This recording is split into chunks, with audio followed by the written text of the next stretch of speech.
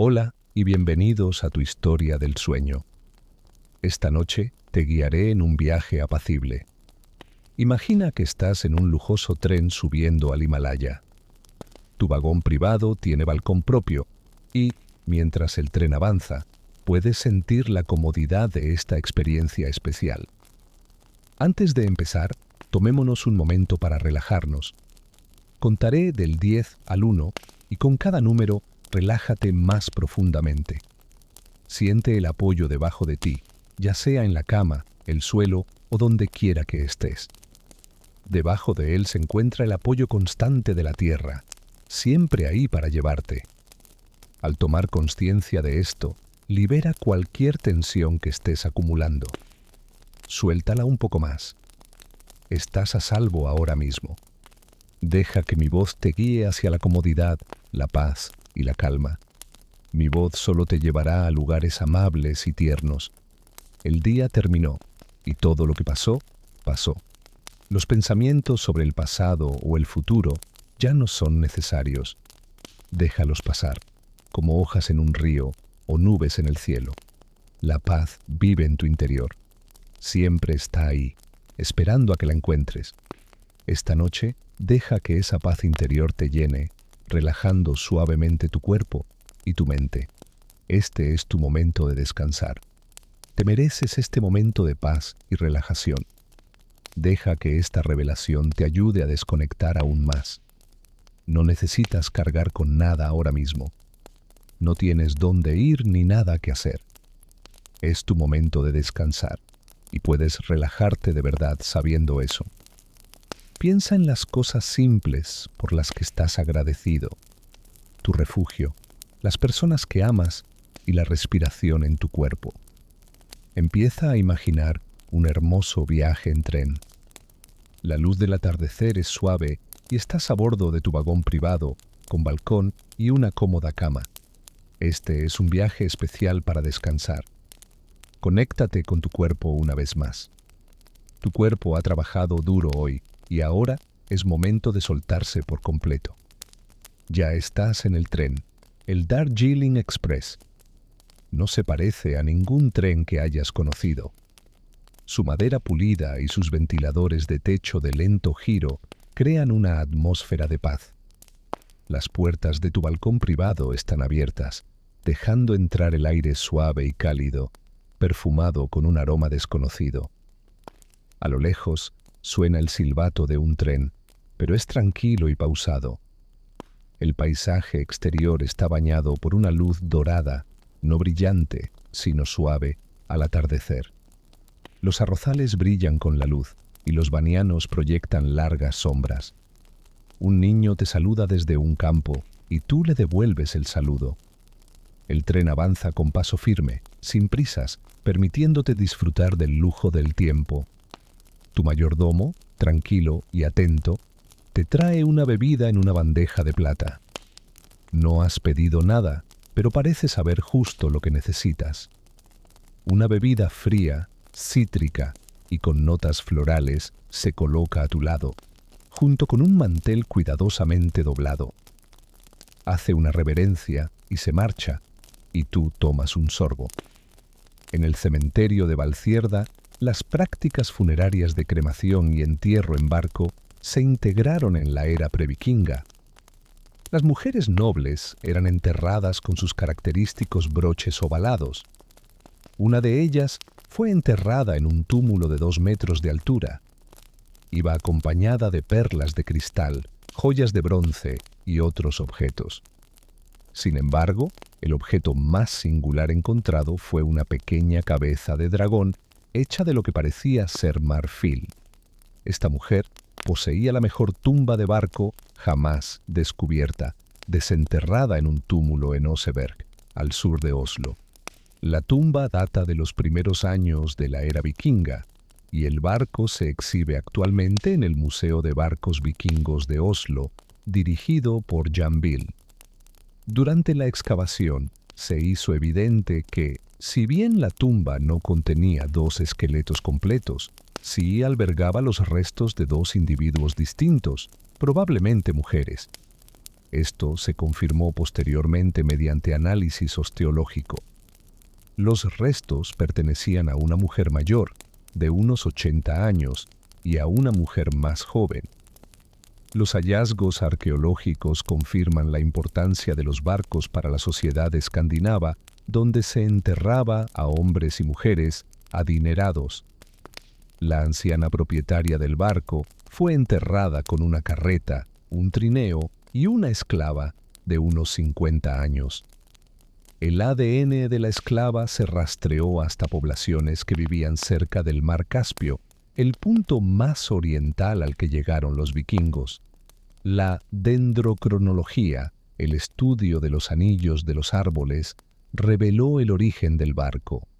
Análisis dendrocronológicos posteriores de barcos hallados en Karma, al oeste de Noruega, demostraron que la madera utilizada en el barco de Oseberg provenía de la misma zona. Esto confirmó que el barco de Oseberg se había construido en el oeste de Noruega. El barco había navegado durante varias décadas a principios del siglo IX, antes de ser enterrado con la anciana de Oseberg. El barco se construyó en la isla de Karmøy, en el oeste de Noruega. Maritsva, quien dirige las excavaciones en Arbilsnes, explica que esta zona fue el hogar de los primeros reyes de los nórdicos. El nombre Noruega proviene de una ruta marítima y el viaje de los vikingos comenzó aquí. El asentamiento de Arbilsnes fue la cuna de los primeros invasores vikingos. La historia de los vikingos comenzó siglos antes del primer ataque registrado. El mar era el alma de las comunidades nórdicas que vivían a lo largo de las costas rocosas de la isla de Karmøy, en lo que hoy es Noruega. Los vikingos vivían y morían junto a sus barcos.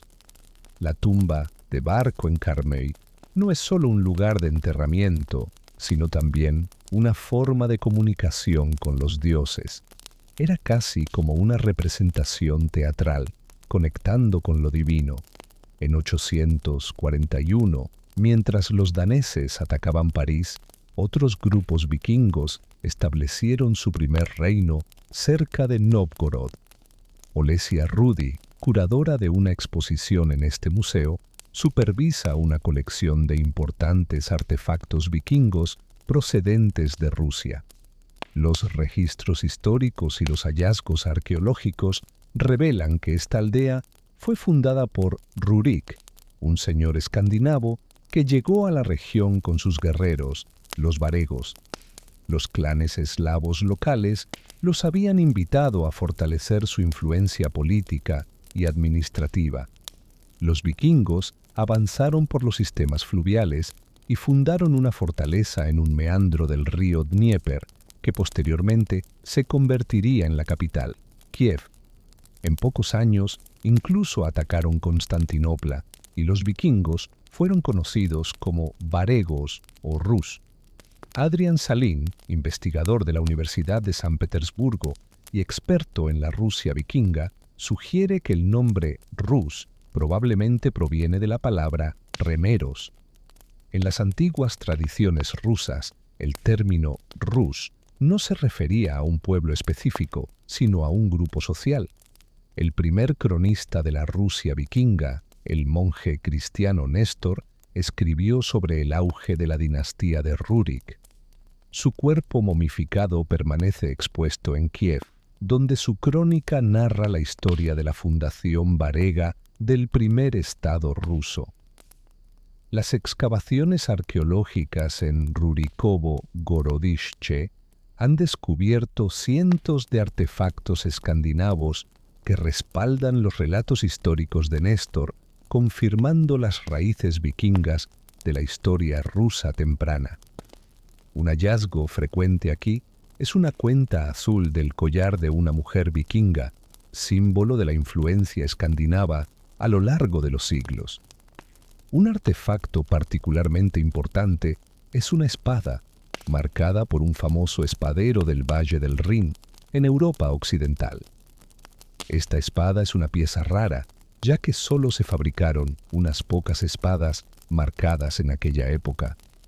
Otra teoría sugiere que muchos de los bienes que los escandinavos comerciaban desde Europa del Este hasta el mar Caspio incluían esclavos, ya que los registros históricos mencionan que los mercados árabes de esclavos del siglo X estaban repletos de esclavos de Europa del Este. El sucesor de Rurik, Oleg, gobernó el reino como regente cuando su hijo, Igor, era joven. En 907, Oleg lideró un ejército para atacar Constantinopla y logró capturar la ciudad navegando con barcos ligeros alrededor de sus defensas marítimas.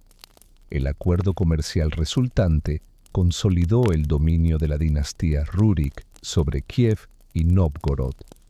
Los barcos vikingos continuaron navegando por el río Dnieper, transportando mercancías a la capital imperial. Si bien no hubo conflictos constantes durante los siglos IX y X, se cree que los escandinavos ocuparon nichos de mercado clave e intercambiaron bienes como pieles por plata, principalmente dentro de su propia esfera cultural. Los vikingos también comerciaban con el gran imperio musulmán de Bagdad y eran considerados bárbaros según los estándares árabes. Ahmed, escribiendo a principios del siglo X, los describió como tatuados, bañándose una vez a la semana y participando en extraños rituales paganos, incluyendo sacrificios humanos y entierros en barcos. Los descendientes de Rurik gobernaron Kiev hasta que su nieto, Sviatoslav, fue asesinado por los pechenegos. Liberado por su tío, quien lo crió en Novgorod, sirvió al rey Vladimir como soldado, pero obtuvo la mayor parte de su fama y riqueza como mercenario, luchando por el Sacro Imperio Romano Germánico contra el rey Harald Dautel de Dinamarca y su rey títere, Noruega.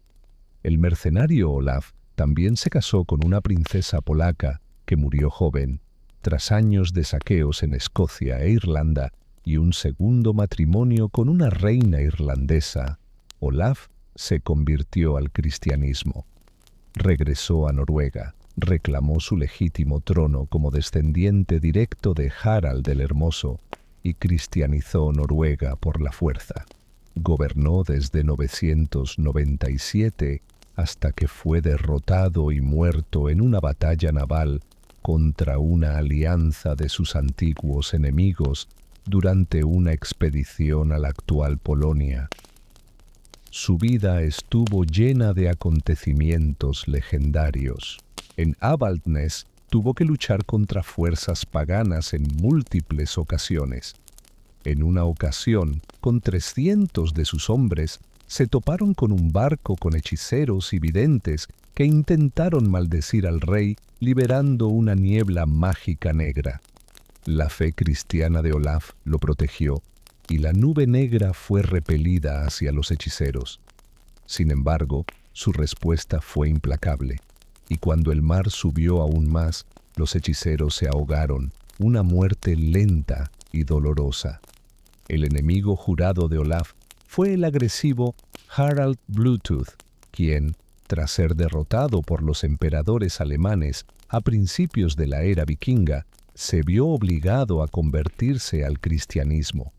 Durante esta época, los reyes daneses ejercían menos poder que los de los imperios cristianos, donde la Iglesia desempeñaba un papel clave en el gobierno. El arqueólogo Tom Christensen ha dedicado 20 años a excavar el antiguo campamento del cacique danés en Lire. Argumenta que, si bien los daneses estaban conectados con Europa, eran una sociedad tribal germánica con tradiciones centradas en los jefes de clan, en lugar de un único rey autocrático. En Jelling, el mayor yacimiento naval de Escandinavia, enormes túmulos funerarios sugieren que la zona era un importante santuario pagano. Entre las pruebas del control de Harald sobre Dinamarca se incluyen las fortalezas circulares llamadas Trelleborgs, que se extendían por todo su reino hasta la actual Suecia. Cada fuerte tenía 4 puertas y casas largas en cada barrio. Aunque Harald era nominalmente cristiano, la evidencia de prácticas paganas, como los restos de 2 niños sacrificados en un pozo, muestra que los sacrificios humanos continuaron durante su reinado. Harald Bluetooth reclamó el dominio sobre Noruega y Suecia y se apoyó en la fuerza mercenaria de élite conocida como los Jomsvikings, uno de los cuales se conmemora en una piedra rúnica en Suecia. Tras ser depuesto por su hijo, Sven Forkbeard, en 998, Harald fue enterrado en Roskilde, Dinamarca, la primera parroquia cristiana del país. El primer obispo danés fue inglés, pero los alemanes querían integrar Dinamarca a la Iglesia, y Adán de Bremen posteriormente describió a Harald como un líder positivo para los alemanes. Los reyes suecos, daneses y noruegos buscaban riquezas en el este, hacia Polonia y Rusia, y enviaban mercancías y hombres río abajo hasta Constantinopla, donde comerciaban y servían como mercenarios en la Guardia Varega. Incluso casi 3 siglos después de la primera incursión vikinga registrada en Inglaterra, los nórdicos alcanzaron su máximo esplendor. Lápidas conmemorativas en toda Escandinavia conmemoran a los guerreros vikingos que sirvieron en el Mediterráneo. Una de estas piedras, hallada cerca de Uppsala, conmemora a un gran capitán. Los soldados vikingos lucharon en las fronteras del Imperio Bizantino y en Italia, donde se enfrentaron a otros nórdicos que se habían establecido en Francia. Los normandos, descendientes de los invasores vikingos de Normandía, se convirtieron en gobernantes del sur de Italia. 2 hermanos normandos, tras luchar contra los griegos en 1014, expulsaron a los árabes de Sicilia y establecieron un reino, con el conde Roberto de Hauteville coronado rey en el palacio de los normandos. En Constantinopla, un mercenario noruego comandaba la Guardia Varega. Harold Hardrada, aspirante al trono noruego, trabajaba para los bizantinos en Constantinopla. También se han documentado rastros de vikingos en la ciudad, incluyendo un grafiti dejado por uno de ellos. En 1046, Harold Hardrada, en una hermosa iglesia, volvió su atención a Noruega, donde su sobrino, Magnus el Bueno, había sido elegido rey. Tras viajar por Rusia y el Báltico, Hardrada regresó a Escandinavia, atacó Dinamarca y llegó a un acuerdo con Magnus para gobernar conjuntamente.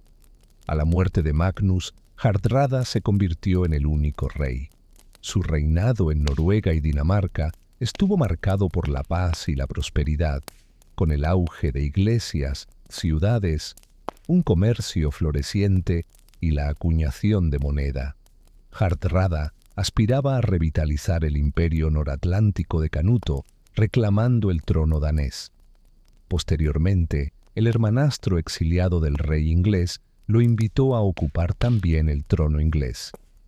En 1066, Hardrada zarpó de Noruega, mientras otros reyes poderosos también aspiraban al trono inglés. Al duque Guillermo de Normandía se le había prometido el trono y se preparaba para apoderarse de él por la fuerza. Para Guillermo, el rey Harold Godwinson de Inglaterra era un usurpador. El tapiz de Bayeux respalda la reivindicación de Guillermo y detalla cómo la llevó a cabo. Guillermo contaba con fuertes aliados para su intento. El 12 de agosto de 1066, su flota zarpó de Francia, reuniendo soldados de los asentamientos vikingos en Normandía. La flota normanda desembarcó en Pevensey el 28 de septiembre y se dirigió a Hastings. Mientras Guillermo y Hardrada se dirigían a Inglaterra, el rey Harold Godwinson de Inglaterra se apresuró hacia el norte con su ejército. Hardrada derrotó a los ingleses en Fulford, cerca de York, pero murió en la batalla de Stamford Bridge cuando todo el ejército inglés se enfrentó a las fuerzas vikingas. Después de esto, el exhausto ejército inglés marchó hacia el sur para enfrentarse a Guillermo en Hastings. En la batalla, la caballería normanda huyó inicialmente ante el muro de escudo sajón, y Guillermo se dio por muerto. Pero cuando Guillermo se presentó ante sus hombres, los normandos se reagruparon y Haroldo fue asesinado. Guillermo fue coronado rey de Inglaterra el día de Navidad de 1066. Guillermo, descendiente de los nórdicos, gobernaba ahora Inglaterra. Los reinos vikingos se estabilizarían y se convertirían al cristianismo en Dinamarca, Noruega, Suecia, el sur de Italia, Inglaterra, Escocia e Irlanda. Los reinos vikingos más grandes se arraigaron en las remotas estepas y bosques de Polonia y Rusia, donde los descendientes de Rurik gobernaron durante otros 400 años. Comerciaban con pieles y esclavos por los grandes ríos de Europa del Este hasta Constantinopla y Bagdad, trayendo seda, especias y plata que atesoraban en sus tesoros. Los varegos, o rus, conquistaron la ciudad más grande del mundo y fundaron los primeros estados rusos. Estambul, antiguamente conocida como Constantinopla, fue el corazón de un imperio milenario y la ciudad más grande del mundo antiguo. Para los vikingos, era la puerta de entrada a Oriente. Inicialmente, guerreros escandinavos llegaron para saquear la ciudad. Más tarde, en una audaz incursión, rompieron sus imponentes defensas y lograron un acuerdo comercial privilegiado. Hoy en día, los historiadores creen que la presencia vikinga en Europa del Este en el siglo IX estuvo estrechamente relacionada con su afán por la plata. Oriente, a cambio, estaba más interesado en esclavos y pieles. Los vikingos llevaban mucho tiempo saqueando las llanuras de Europa Central antes de aventurarse por los sistemas fluviales hasta el Mar Negro, donde atacaron Constantinopla. Piedras rúnicas, sagas y la primera crónica rusa cuentan la historia de los vikingos en Europa del Este. Hallazgos arqueológicos, como los barcos vikingos descubiertos en la isla estonia de Saaremaa en 2011, demuestran que estuvieron allí mucho antes de lo que se creía. El análisis de huesos y artefactos sugiere que estos guerreros vikingos provenían de Escandinavia. Además, los sitios arqueológicos en Polonia confirman que los vikingos se asentaron en los estuarios de los principales ríos. ¿Esta conversación ha sido útil hasta ahora? Volín, situado a orillas del río Oda, fue otro puesto comercial vikingo, donde los comerciantes nórdicos se mezclaron con las poblaciones bálticas locales. Philipp dirige actualmente las excavaciones. Los registros históricos indican que personas de diversos orígenes étnicos se asentaron en Volín. Si bien se menciona a los sajones, no se ha encontrado evidencia arqueológica de su presencia. También existen registros de la llegada de rus y árabes a esta zona, atraídos por valiosos objetos comerciales como el ámbar. Cada año, numerosos entusiastas modernos de la cultura vikinga se reúnen en Volín para recrear batallas y experimentar la vida como piratas escandinavos. El río Oda servía de acceso a las vastas llanuras centroeuropeas. Los ríos que desembocaban en el mar Báltico funcionaban como rutas comerciales hacia el sur. Entre estas, la más lucrativa era la ruta que conducía al extremo este, al lago Ládoga, el más grande de Europa, y la extensión de agua dulce más septentrional de Rusia. Uno de los afluentes del lago Ládoga es el río Bolshov, que fluye hacia ciudades industriales como Bolshov y Kirishi. Durante milenios, este sistema fluvial y lacustre abrió camino hacia la estepa rusa y más allá, conectando con civilizaciones del Mediterráneo oriental. Para los vikingos, fue una de las diversas rutas hacia Europa del Este durante su expansión. Justo al sur de la desembocadura del río Bolshov, en el lago Ládoga, se encuentra Staraya Ládoga. Los trabajos arqueológicos realizados aquí han revelado evidencia de que este fue un asentamiento vikingo temprano crucial. Inscripciones rúnicas y amuletos escandinavos que datan del año 753 después de Cristo. C. Muestran el dominio vikingo en este lugar estratégico casi 50 años antes de sus primeras incursiones en Europa occidental. Estos hallazgos confirman la presencia vikinga antes del inicio reconocido de la era vikinga. Esto marca el inicio de cómo los vikingos establecieron un poderoso imperio oriental. Empezaron como un pequeño grupo de comerciantes y guerreros paganos atraídos por las riquezas del Mediterráneo oriental. Su viaje comenzó en Staraya Ládoga, un importante puesto comercial a orillas del río Bolshov, en el norte de Rusia. La mayoría de los artefactos vikingos importantes datan de los siglos IX y X. Sus barcos surcaron los mares del norte y los ríos del interior, llegando a las actuales Rusia, Ucrania y Polonia en busca de riquezas. Capturaron esclavos y pieles y los comerciaron en ciudades como Bagdad y Constantinopla a cambio de monedas de plata, algunas de las cuales regresaron a sus países escandinavos. Hoy en día se cree ampliamente que los escandinavos exportaban plata del mar Caspio e importaban EF. Los vikingos descendieron por el río Dnieper y establecieron un nuevo asentamiento, liderados por Askold y Dir. La ciudad de Kiev se encuentra en una curva del río Dnieper. Askold y Dir, seguidores de Rurik, capturaron la ciudad y la utilizaron como base para una mayor expansión río abajo hacia el Mar Negro. En 860, una flota de barcos vikingos llegó cerca de Constantinopla. El emperador se encontraba combatiendo a los árabes y aunque se disuadió a los vikingos de atacar la ciudad fuertemente fortificada, en su lugar asaltaron la costa circundante.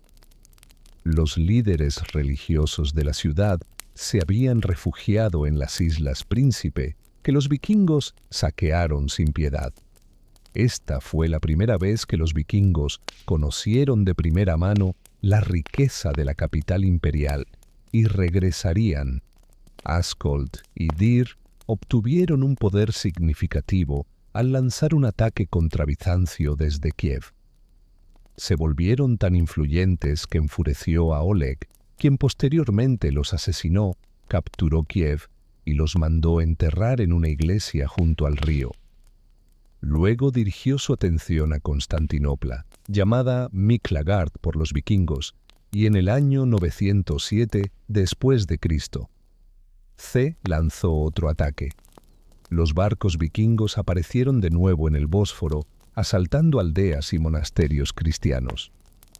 En una notable táctica sorpresa, Oleg equipó sus barcos con ruedas, los transportó por tierra, cruzó el Cuerno de Oro y entró en la ciudad. Aunque no pudo capturarla, consiguió un acuerdo comercial favorable y una alianza con la capital imperial, consolidando a Kiev y Novgorod como potencias dominantes en Europa del Este. Esta alianza también. En el año 407, el emperador Constantino III lideró la retirada de las últimas tropas romanas de Britania. El imperio que había construido esta impresionante fortificación había caído. Según los libros de historia, cuando los romanos se marcharon, se llevaron consigo todo rastro de civilización, extinguiendo así la luz. El país se sumió entonces en siglos de agitación cultural y económica, conocidos como la Edad Oscura. No estaba sucediendo aquí.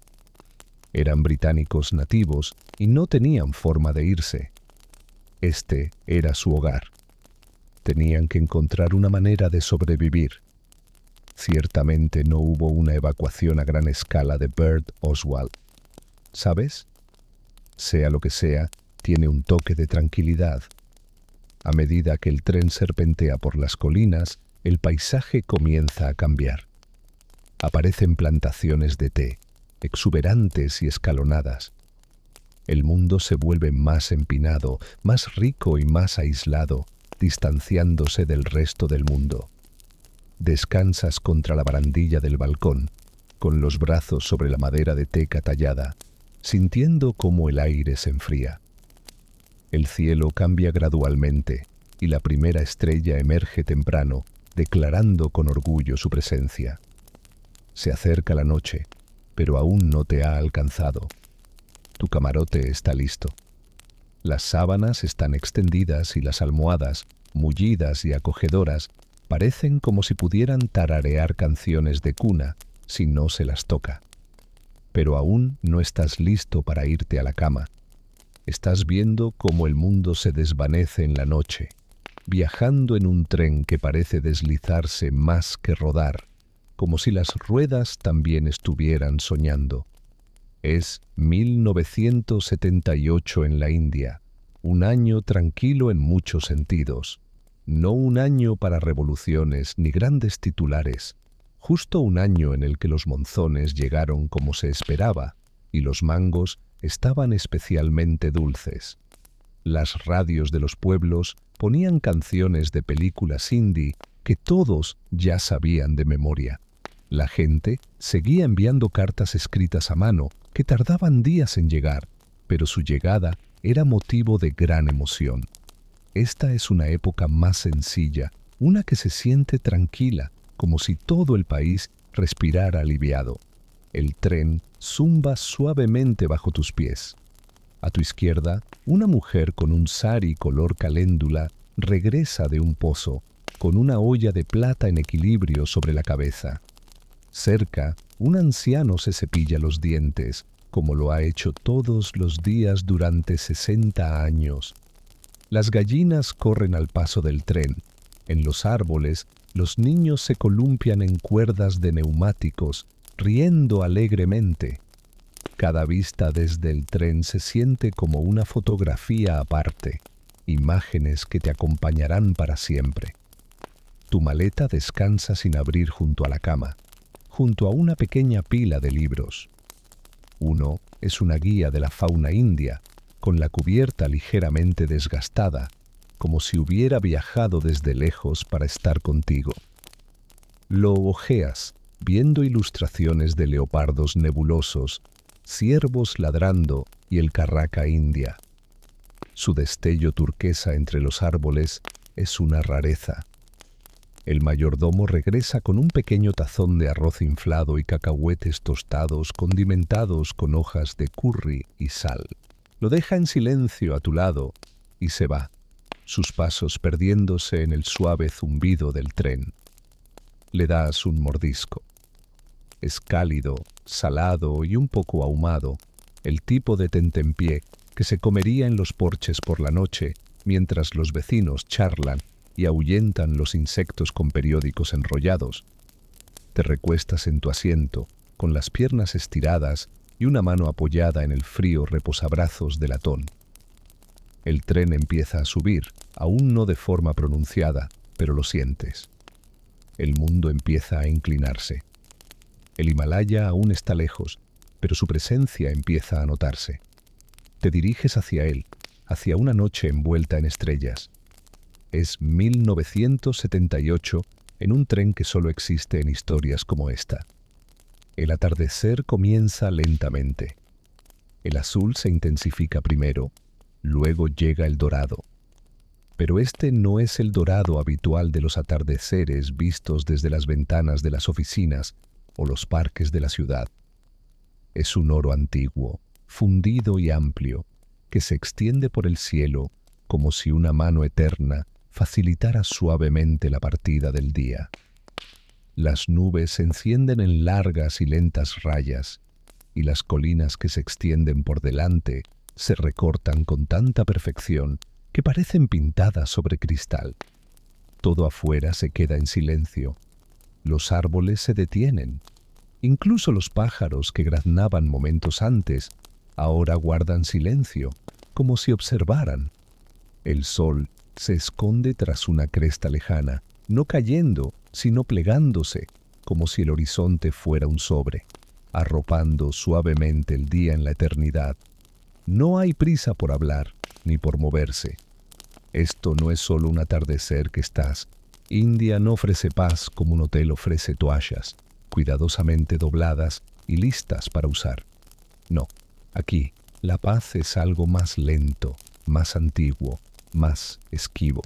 Llega silenciosamente, como una vaca que pisa tranquilamente el camino. Debes estar lo suficientemente quieto para percibirla, lo suficientemente paciente para esperarla, lo suficientemente abierto para recibirla. A veces llega de madrugada, cuando el mundo aún está despertando, y el aire es suave y polvoriento, y oyes a alguien barriendo el suelo fuera de su casa. No hay prisa, no hay necesidad de terminar rápido, solo el acto de empezar. Ese sonido, el roce de la paja sobre la piedra, conlleva un profundo sentido de historia. Te dice que alguien vive aquí, que alguien está comenzando su día, y eso es suficiente. En otras ocasiones, la paz llega a través de la comida, no necesariamente de la comida en sí, aunque es increíble, sino de cómo se prepara. Una mujer, un hombre o una abuela podrían arrodillarse junto al fuego, preparando una comida sin receta, sin prisa, solo con la intención de hacer algo. Las especias se usan por instinto, el aceite escucha, la llama comprende y la comida sabe como si tuviera una historia que contar. La paz también se encuentra en el caos, en las bocinas, la multitud en la estación o en el vendedor de refresco de Lima, en un carrito con una rueda rota. En esos momentos parece que no hay paz, pero está ahí, en la sonrisa del hombre del carrito, en la concentración serena de un sastre en un taburete de madera, en el saludo de un niño sin motivo alguno. La vida está en todas partes, e incluso en sus momentos más ruidosos hay espacio para la calma. No tienes que buscar la paz aquí, solo necesitas quedarte el tiempo suficiente para que te encuentre. Regresas al balcón. El sol se ha puesto, pero deja una suave estela rosada en el horizonte. Las estrellas aparecen lentamente, una a una, dispersándose suavemente por el cielo como si alguien hubiera liberado un rayo de luz. El Himalaya aún es visible, sus contornos vastos y silenciosos, como antiguos dioses descansando bajo un manto oscuro. Ya no puedes ver los detalles, solo sus inmensas formas, elevándose, plegándose y desapareciendo en la distancia. Hay una quietud serena aquí, como si las montañas y las estrellas se reconocieran en silencio. El tren ahora sube más empinado. Puedes sentir el esfuerzo en la suave tensión de las ruedas. El aire se ha vuelto fresco, puro, como agua extraída de un pozo profundo. Una tenue neblina persiste en el valle, captando destellos de las estrellas a medida que el tren avanza. Te cubres las rodillas con la manta, no por el frío, sino para sentirte cómodo. El aire te invita a acurrucarte. El mayordomo aparece a tu lado, no de repente, sino con suavidad. Se queda quieto un momento, observando las montañas contigo. Me llamo Ravi, dice. Nací en un pueblo cercano. Mi padre trabajaba como porteador en las plantaciones de té. Solía decir que las montañas tienen estados de ánimo. Esa, señala con la barbilla, se llama la dama durmiente. ¿La ves? Sigues su mirada y ves claramente la cresta que forma una figura reclinada. Ravi asiente, complacido. Dicen, retrocedes lentamente. La almohada te acoge como una vieja compañera, suave y profunda, familiar de una manera casi reconfortante. Las ventanas están entreabiertas y entra la fresca brisa de la montaña. Entonces Algo cambia con el tren. No visiblemente, sin luces, sin humo. Solo un cambio silencioso a medida que tus ojos comienzan a pesarte. Te das cuenta de que el tren no solo te lleva a Darjeeling, te lleva a sueños. Sueños reales. De esos que llegan cuando estás lejos de casa, en lo alto de las montañas, en un tren que parece aparecer solo a ciertas horas. No necesitas pedir un sueño esta noche. Solo necesitas cerrar los ojos y el tren continuará deslizándose suavemente por la noche. Las estrellas te acompañarán, las montañas vigilarán y el sueño, sea cual sea, llegará cuando esté listo, solo para ti. Y así, a medida que la noche se profundiza y el tren se adentra en las colinas, dejas que tus ojos se cierren. El mundo exterior se desvanece en sombras. El mundo interior comienza a brillar. El tren sigue avanzando, llevándote a un sueño más profundo, a la seguridad y al descanso que recordarás sin recordar. En algún lugar, arriba, las estrellas se oscurecen y el oscuro tren sigue avanzando en la noche. No necesitas hacer nada más. La tranquilidad a tu alrededor crece y eres libre de soltar. Hay paz esperando en tu respiración. En este momento, eres libre. Ya no tienes que cargar con nada. No hay presión aquí. Ya estás a la deriva. La calma camina a tu lado como una amiga. Eres bienvenido a descansar. La suavidad llena cada respiración. Detrás de ti, el día se desvanece. Solo sientes calma. Hay espacio donde una vez hubo peso sobre ti. Las estrellas vigilan. Estás exactamente donde necesitas estar. No hay una forma incorrecta de descansar. Con cada respiración, te alejas más de la preocupación. El mundo se ha ralentizado a tu alrededor. Estás suavemente sostenido en este momento. No hay necesidad de explicaciones. Puedes descansar sin permiso. Hay paz en no hacer nada. Puedes quedarte dormido, a salvo. Una quietud descansa dentro de ti. Estás libre del ruido. No tienes que ser fuerte. No hay nadie a quien impresionar. Puedes ser suave. En este momento estás protegido. El descanso te espera. La calma te rodea. La tranquilidad permanece. Caminas hacia la paz. Nada te atrae ahora. Puedes olvidar el día. Bajo la superficie hay tranquilidad. Puedes dejar de buscar por ahora. La ligereza crece dentro de ti. Eres suficiente. Detrás de ti, el mundo puede esperar. No hay necesidad de resolver nada esta noche. Estás envuelto en seguridad. Delante de ti solo queda la calma. La noche te sostiene suavemente. Estás dejando ir sin esfuerzo. Hay paz en esta misma respiración. Nada es urgente. Puedes exhalar. No hay necesidad de planificar ahora. Estás libre de expectativas. El consuelo reside en la tranquilidad. Estás cayendo en la paz. Todo se está ralentizando. No estás perdido. Hay un ritmo suave en tu descanso. Estás exactamente como eres. No hay una línea de tiempo dentro de ti. El descanso está esperando. No hay otro lugar donde estar. Puedes estar quieto. La calma te rodea. No eres tus preocupaciones. Aquí no hay lucha. Estás contenido en este momento. Sin expectativas, solo descanso. Lentamente regresas a ti mismo. Aquí no hay pesadez. Puedes escapar. La paz reside en no saber. No eres demasiado. No eres demasiado pequeño. Detrás de tus pensamientos hay quietud. Puedes estar inacabado. Aquí no hay prueba. La noche es amable. No estás roto. El silencio te comprende. Te estás soltando suavemente. Hay belleza en esta pausa. Descansas en la verdad de simplemente ser. Ya no cargas con todo. La paz está a tu alcance. Te sumerges más en la tranquilidad. No necesitas nada más. Ya estás a salvo. Ahí, con cada respiración, te distancias de la preocupación. El mundo a tu alrededor se calma. Este momento te abraza. No necesitas explicaciones. Puedes descansar sin buscar aprobación.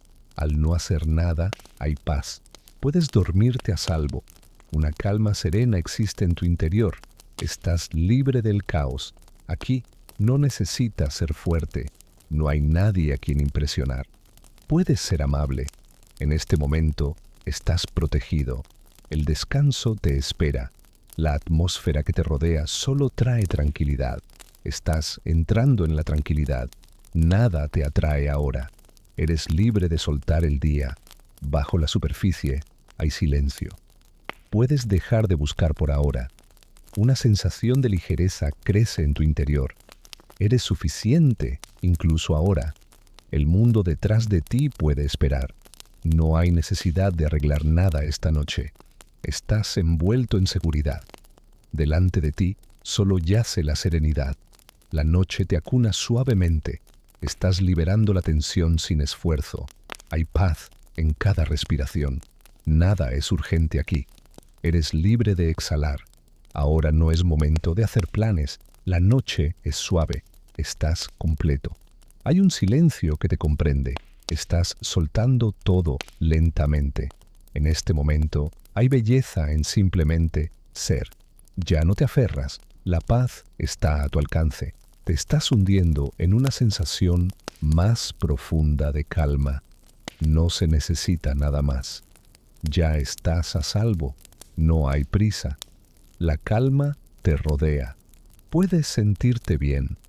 Todo puede esperar. El día ha quedado atrás. Eres amado. No hay nada más que necesites hacer.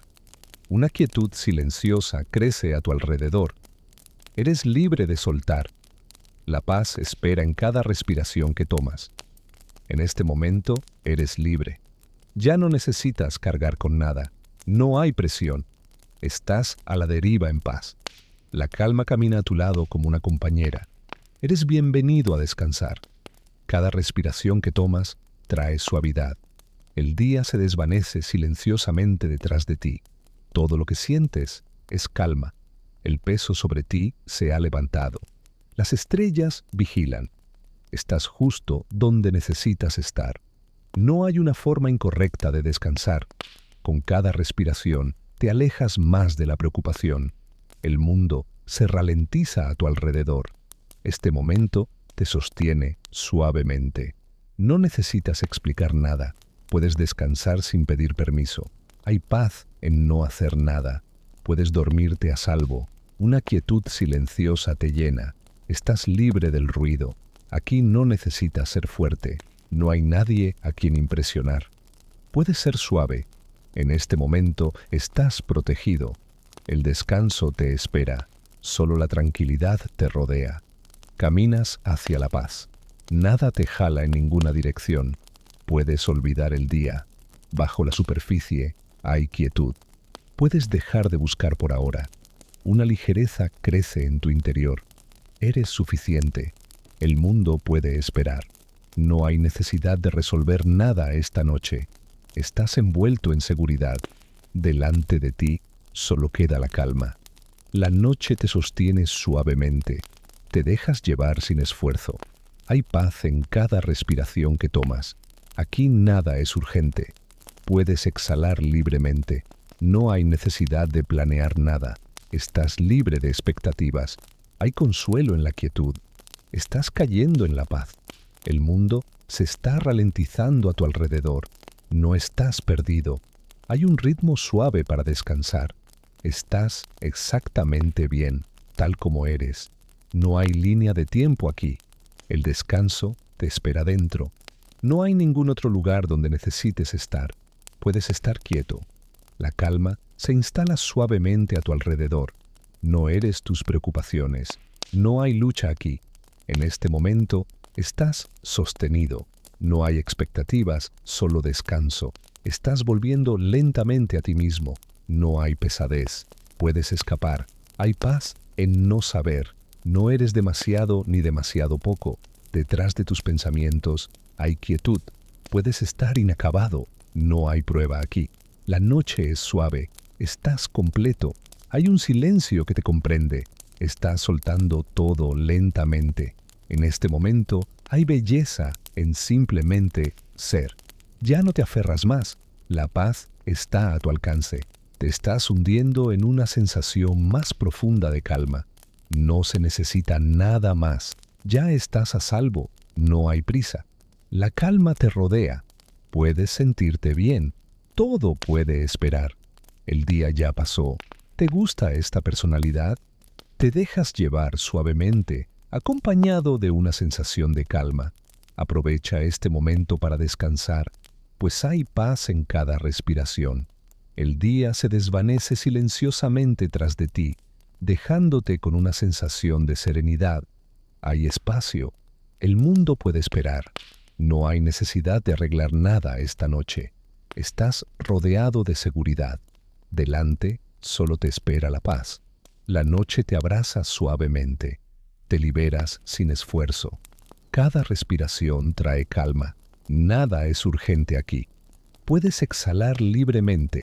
No hay necesidad de planificar ahora mismo. Estás libre de expectativas. La tranquilidad trae consuelo. Te hundes en la paz.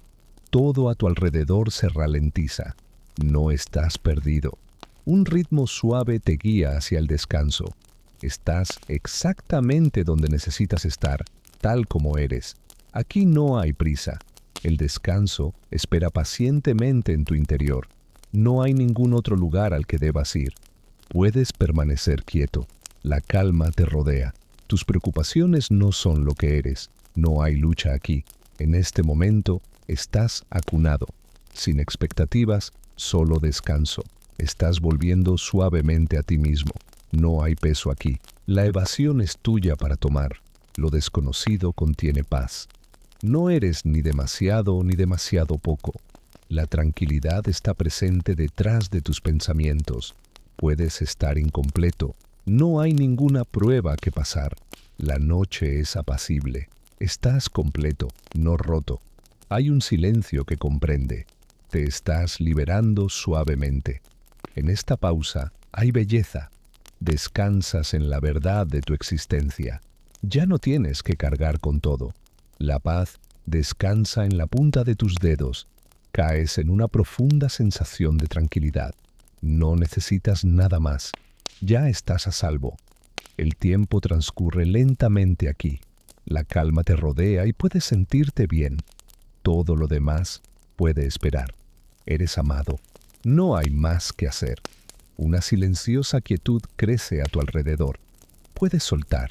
La paz te espera en los bordes de cada respiración. En este momento, eres libre. Ya no tienes que cargar con el peso de nada. No hay presión. Ya estás a la deriva. La calma camina a tu lado como una compañera. Eres libre para descansar. Cada respiración que tomas es suave. Detrás de ti, el día se desvanece silenciosamente. Solo queda la calma. Las estrellas te cuidan. Estás exactamente donde perteneces. Descansar no tiene mal camino. Con cada respiración te alejas más de la preocupación. Todo a tu alrededor se calma. Este momento te abraza con dulzura. No necesitas explicar nada. Puedes descansar sin pedir permiso. No hacer nada trae paz. Puedes dormir a salvo. Hay una fuerza silenciosa en tu interior. Estás libre del ruido. No necesitas ser fuerte. No hay nadie a quien impresionar. Puedes ser suave. En este momento, estás a salvo. El descanso te espera. Solo la tranquilidad permanece a tu alrededor. La paz te atrae. Nada te atrae ahora. Puedes olvidarte del día. Bajo la superficie hay tranquilidad. No tienes que seguir buscando. La ligereza comienza a crecer en tu interior. Eres suficiente, tal como eres. El mundo puede esperar. No hay necesidad de arreglar nada esta noche. Estás a salvo. Delante de ti, la paz permanece. La noche te envuelve en dulzura. Te liberas sin esfuerzo. Hay calma en esta misma respiración. Nada es urgente aquí. Puedes exhalar sin preocupaciones. No hay necesidad de planificar ahora. Estás libre de expectativas. El consuelo reside en la quietud. Te sumerges en la paz. Todo a tu alrededor se calma. No estás perdido. El descanso tiene un ritmo suave. Estás perfectamente bien, tal como estás. No hay plazos. El descanso te espera en tu interior. No hay otro lugar donde estar. La quietud es tuya para abrazarla. No hay expectativas, solo descanso. Te estás reconectando lentamente contigo mismo. No hay carga aquí. Eres libre de escapar. La paz reside en el barco de Oseberg, que data de alrededor del año 820 después de Cristo. Fue descubierto en la costa oeste de Noruega y es el barco más antiguo que se conserva, que combina la navegación a vela y el remo. La embarcación, de 22 metros de eslora, era propulsada por una tripulación de 30 hombres, incluyendo un timonel y un vigía, con 15 remos por banda. Cada remero contaba con un portaescudos. Intrincados grabados de animales y escenas vikingas adornaban diversos objetos enterrados con el barco, como un carro, un trineo, una cama, peines, cofres y muchos otros objetos sagrados. El análisis de los anillos de los árboles confirma la fecha de construcción del barco. Vibeke Bischoff, una de las constructoras navales vikingas más importantes del mundo y directora del Museo Naval de Roskilde en Dinamarca, construyó una maqueta del barco Oseberg antes de construir una réplica a tamaño real. Los barcos vikingos se diseñaron para ser extremadamente ligeros pero resistentes, fabricados con roble cortado a espejo. Los tablones se partían de troncos enteros, asegurando que la veta de la madera fuera uniforme en toda su longitud. Esta técnica permitió a los constructores reducir las dimensiones de la madera, y aunque el roble es pesado y resistente, se vuelve flexible al mojarse, lo que lo hace ideal para la construcción naval. Bischoff y un equipo de expertos y artesanos comenzaron a trabajar en la réplica del barco Oseberg tras varios desafíos, incluido el hundimiento de una réplica. Reanudaron el proyecto en 2010 y, utilizando métodos tradicionales y materiales locales, construyeron los tablones durante 2 años. En 2012 se completó el Saga Oseberg y se celebró una ceremonia de botadura en el puerto de Tønsberg ante la familia real noruega y la comunidad local. La importancia del barco vikingo va más allá de ser una herramienta naval. Representaba una tecnología marítima única. La réplica del Saga Oseberg fue pilotada por una tripulación de expertos, quienes trabajaron incansablemente para devolverle la vida. El capitán del barco compartió cómo los vikingos sabían qué madera seleccionar y cómo moldeaban el barco instintivamente, construyéndolo con tradiciones ancestrales y un profundo conocimiento. Estudios recientes revelaron que la dueña del barco de Oseberg probablemente era una mujer, posiblemente una líder venerada que padecía un trastorno hormonal que le causaba vello facial y una voz más grave. Se creía que esta condición le otorgaba poderes mágicos y su imagen fue tallada en el barco. El barco formaba parte de una tumba donde se encontraron 2 cuerpos femeninos. Uno de ellos, de unos 80 años y jorobado, probablemente medía solo alrededor de 1,5 metros de altura. Otra notable colección de barcos vikingos se encuentra en el Museo Naval de Roskilde, en Dinamarca, que alberga la mayor colección de barcos vikingos jamás descubierta en una misma zona. Estos barcos, incluido el buque de guerra más grande hallado, de 36 metros, se construían con roble, aunque algunos barcos noruegos se construían con pino. También se utilizaban otros tipos de madera como abedul, aliso, fresno e incluso madera de playa, pero el roble era el principal material de construcción de los barcos vikingos. Los vikingos no utilizaban sierras, sino hachas para trabajar cada pieza de madera con sumo cuidado, conservando la alineación natural de la veta.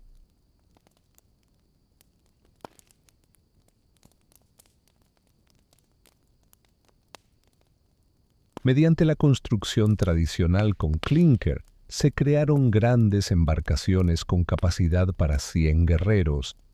Alfredo, rey de Wessex, fue el último gobernante sajón que resistió con éxito la invasión vikinga.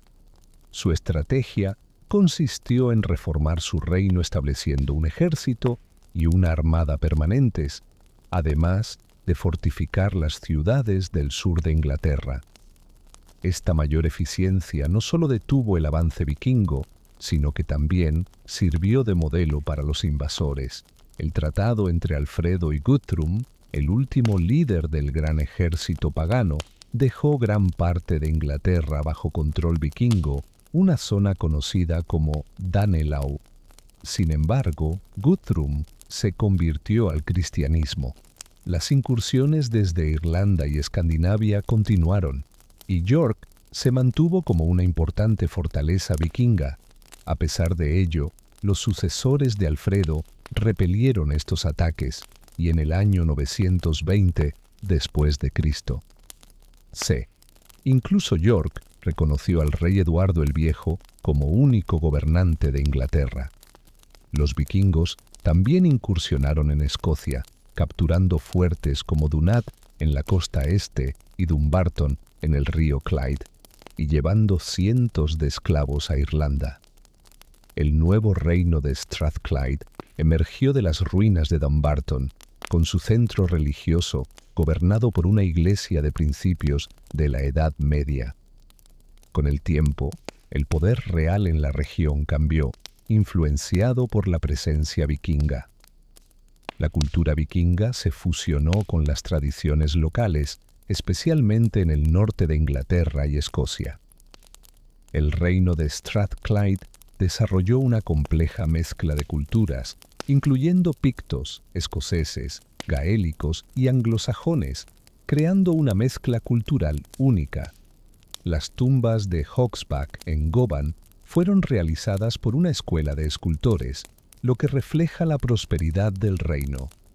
La influencia vikinga se mantuvo fuerte, como se aprecia en las tumbas de Govan y Bolton, que se asemejan a las casas comunales escandinavas, y en los motivos vikingos que persistieron incluso después de su conversión al cristianismo. En York, el centro Jorvik alberga artefactos de la excavación de Coppergate, como peines de astas de ciervo, joyería vikinga y evidencia de la dieta vikinga, que incluía un consumo considerable de carne de res y, en menor medida, de cerdo, así como frutas como ciruelas y ciruelas damascenas. Las incursiones vikingas en el Imperio Carolingio comenzaron en 799 y se convirtieron en invasiones a gran escala a mediados del siglo IX, cuando las guerras civiles internas dejaron vulnerable la costa del imperio. En 841, una flota vikinga incendió la ciudad de Rouen y, para 845, incluso saqueó París. En 885, un gran asedio vikingo a París fracasó, pero continuaron explotando las debilidades en las defensas del imperio. Los francos mantuvieron constantes interacciones con los escandinavos, que en ocasiones implicaron comercio, alianzas e incluso trabajo mercenario para los líderes francos. En el año 911, el rey Carlos el Simple de Francia ofreció la costa occidental de la actual Francia a los vikingos a cambio de protección contra futuras incursiones. El líder vikingo Rollo se convirtió al cristianismo y recibió las herramientas para construir un reino fuerte. Una de las condiciones para este asentamiento fue la lealtad al rey y la conversión al cristianismo. La adopción del idioma y la cultura locales por parte de los vikingos les permitió prosperar en ciudades como Dieppe, estableciendo nuevas rutas comerciales y forjando un estado poderoso. Aunque se había establecido la paz en Inglaterra y Francia, la rivalidad constante entre las familias reales noruega y danesa continuó influyendo en los acontecimientos, tanto en Francia como en Inglaterra, manteniendo viva la era vikinga. En la década de 870, el rey Harald Cabello Hermoso utilizó su control sobre los estrechos estratégicos de la costa occidental de Noruega, en particular alrededor de la isla de Camoy, para formar un nuevo reino. Esta decisión desencadenó una oleada de guerreros que se vieron obligados a convertirse en vikingos, término que evolucionó para significar aventureros.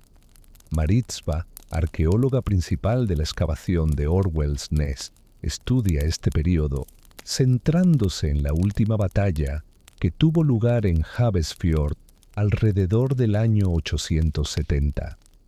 Cuando Harald Cabello Hermoso salió victorioso de esta batalla, convirtió a Badnis en su propiedad real más importante, ya que estaba estratégicamente ubicada para controlar las rutas marítimas vitales a lo largo de la costa noruega. Los acontecimientos políticos en Noruega también afectaron a Inglaterra. En 920, Harald Fairhair falleció y su hijo, Eric Bloodaxe, asumió el poder. Sin embargo, Eric fue pronto derrotado y exiliado por su hermano, Hakon el Bueno, educado en Inglaterra. La frágil paz entre Inglaterra, Noruega y Dinamarca estaba al borde del colapso. En 847, los nobles descontentos de Northumbria, Inglaterra, invitaron al exiliado pagano Érico a convertirse en su rey. Lo eligieron en la catedral de Ripon y comenzaron a acuñar monedas con su nombre. La respuesta sajona fue rápida y dura. El rey Edred mandó destruir la catedral de Ripon y los northumbrios, ahora temerosos, retiraron su apoyo a Érico. Murió en batalla tras un segundo intento de apoderarse del trono de York. En la sociedad inglesa durante la época vikinga, la masacre del día de San Bricio conmocionó a toda Escandinavia. Sven Forkbeard, el nuevo rey de Dinamarca, lanzó un ataque contra Inglaterra con un poderoso ejército. No se trataba de un grupo de invasores. El ejército de Sven era una fuerza militar bien organizada. Los muros de escudos se enfrentaron en una brutal guerra de conquista, y para 1014, Sven se había convertido en rey de Inglaterra. Su dominio se extendió desde Polonia hasta Inglaterra y Noruega, y su hijo, Canuto, lo sucedió, heredando lo que sería el primer imperio vikingo. La esposa de Sven provenía de Polonia, un país cuyas vías fluviales eran cruciales para las redes comerciales vikingas que llegaban hasta el Mar Negro. El profesor Czesław Skrok cree que la evidencia sugiere firmemente el control vikingo sobre la región. La presencia vikinga fue rápida, con un pequeño grupo de unas 500 personas que entraron y establecieron el control como una corporación o una mafia, creando su propio asentamiento. Cerca del río Vístula, una de las principales rutas vikingas desde el Báltico hasta el Mar Negro, se encontraron artefactos que apuntan a los orígenes de la nación polaca. En el sitio de Berger, cerca del centro vikingo de Włocławek, un cementerio multiétnico revela que era un centro